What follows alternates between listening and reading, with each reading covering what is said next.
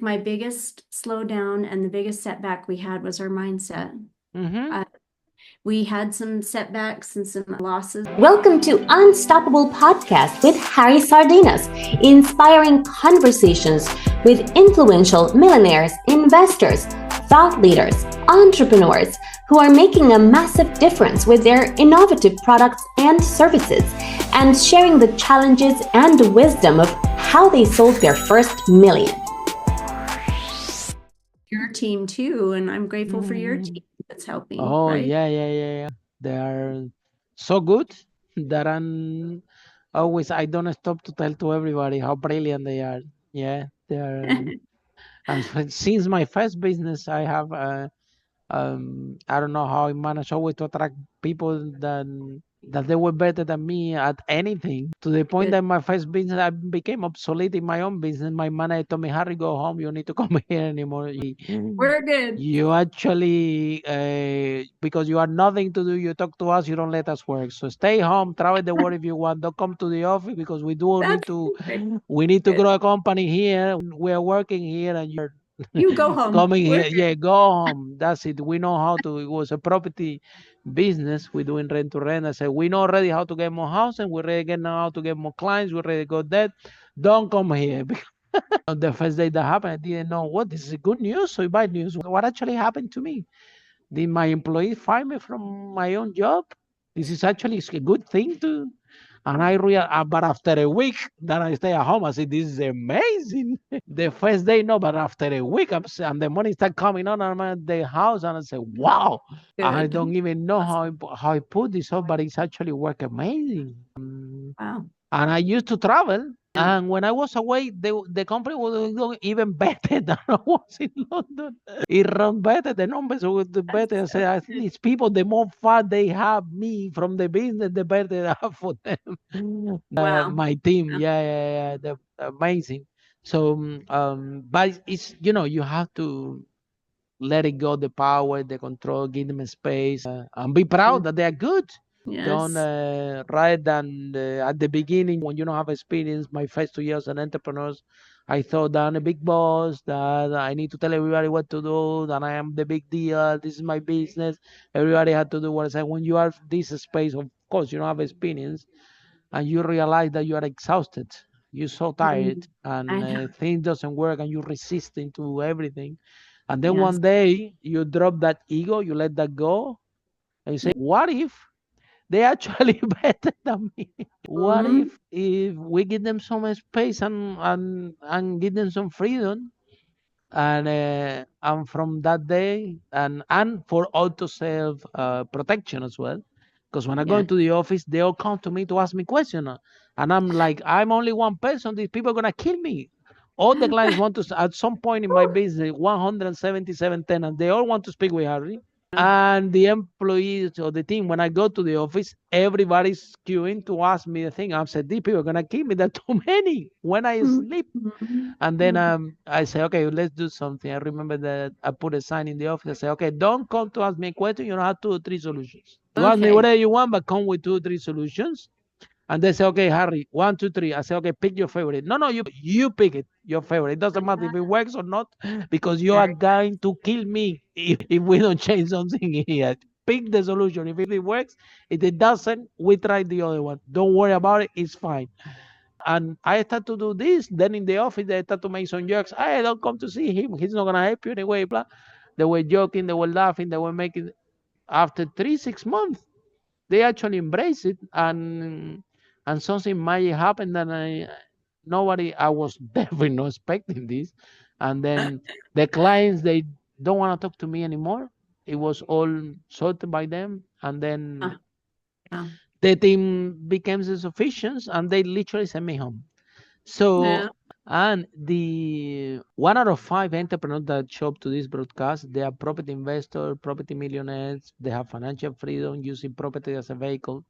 The more I'm trying to tell everyone that property is a business like anything else, is true. The proof is in this broadcast that there are 1 out of 5 people that come here, they are property multimillionaires. So we can say that property is a good vehicle. However, we want to extend to the audience that it's a business, it's a risk involved. You need to do what you need to know what you're doing, and if something goes wrong, you lose a lot of money, right? This is also happening in property, and I need to stress that. So when you jump into that vehicle, of course, you can become a millionaire very quickly. You can become financially free very quickly. You need to have some knowledge, some education, some role models, some people that have experience and trying to help you out.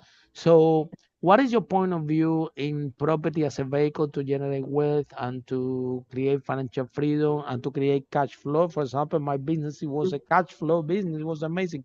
I was renting the house and I was renting them again more expensive. So that thing, it was giving pay house monthly cash flow. So Right. it was an amazing cash flow business, actually. That's right. Brilliant. So I Right. have experience in cash flow business, and I know how good it is. When every month is like, and then you go to the bank, they want to throw money at you everywhere you go. With a cash flow business, they put a Right. red carpet and open the door of the bank. The director, Harry's coming, whatever he wants. It's seen the balance sheet, credit card, whatever, loans, whatever he wants, give it to him. He's got a good cash flow business. So property as a vehicle, what do you think? Pros and cons? Can we become financially free with property? Yeah, I can. Definitely lots of pros. The only con would be that sometimes the learning curve's a little bit steep. So I think that's why one of my steps is to find systems and teams. Because if you can find a property partner or I love partners, people that already know how to do that thing, whether it's business or rentals or cash flowing asset you have, if they already know how to do it, you should let them help you to do it. I had a friend 100%. say to me, "Oh, my learning curve is going to be so expensive, but if I just team member or a partner or Or even somebody already knows. the management structure already in place." So I always buy businesses and rentals that already have management in place. That's So one how of my expensive is a business? And so people secret can have an weapons. idea, ballpark, a good cash flow business, let's say that give us Mhm. Thousand a $10,000 month. a month. Yes, something like this, If you 1,000, want that. 2,000 a month. Mhm. How much ballpark we be talking about to purchase a small business? Um, I generally look between 1 million and 5 million, but it doesn't all have to be my money. It's my partner's money, it's our team's money, and the management's in place.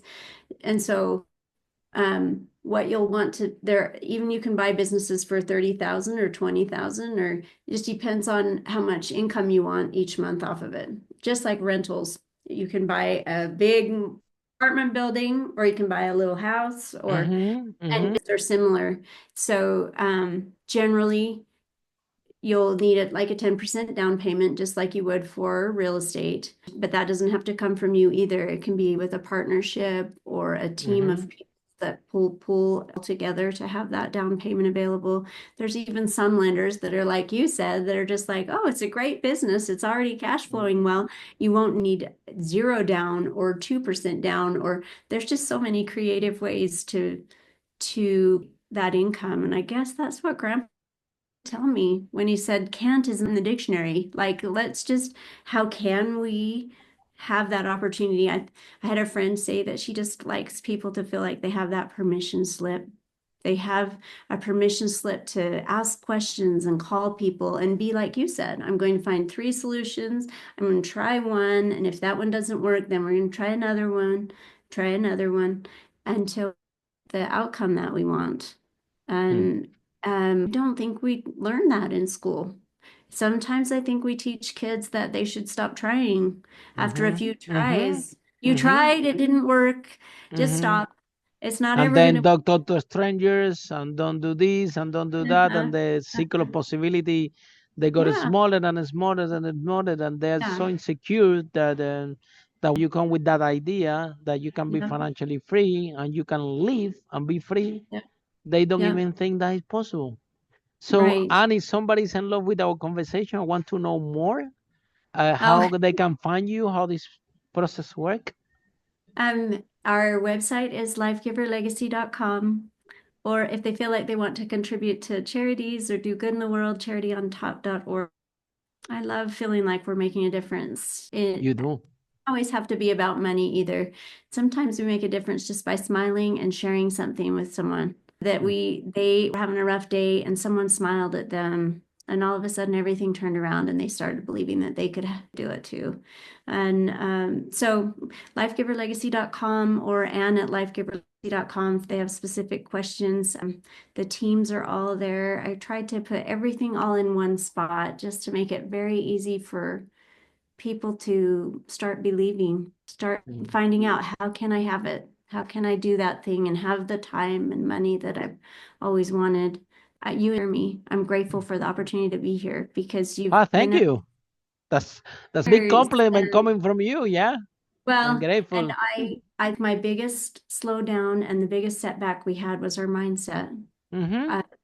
We had some setbacks and some losses and things happen, Me and it too. Yeah, has been a journey and in personal development to yes, actually realize that you can actually have it all. You yes, can do good, you can contribute to charity, you can be yes, healthy, you can be financially free, you can have an exceptional relationship, yes, you can really have it all it all. if you are open, if you surrender to those negative beliefs that they Yeah. are on the way, and sometimes your surroundings that say, well, if you can have one thing, you can have another one. There is something, yes, and some thoughts as well that that one you hear a lot. Yeah, no, to make money, there is only one way to work hard. So Yeah.